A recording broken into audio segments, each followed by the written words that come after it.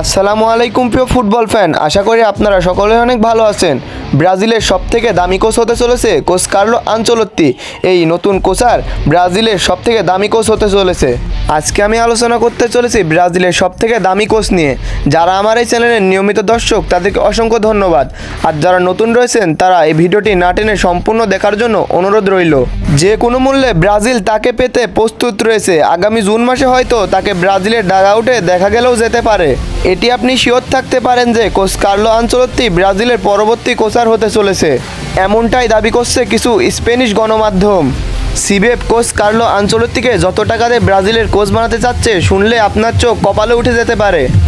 মাসে প্রায় 10 কোটি টাকারও উপরে বেতন পেতে যাচ্ছে রিয়াল মাদ্রিদের এই কোচ। তিনি যদি ব্রাজিলের কোচ হয় তাহলে ব্রাজিলের ইতিহাসে তিনিই হবেন সবথেকে দামি কোচ।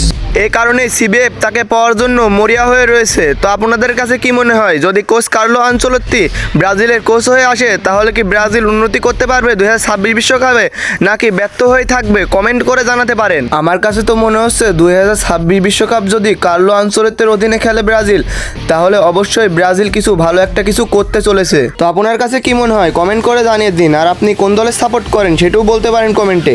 আর ভিডিওটি ভালো লাগলে আমার ইউটিউব চ্যানেলটি সাবস্ক্রাইব করে পাশেই থাকুন। সবাইকে ধন্যবাদ।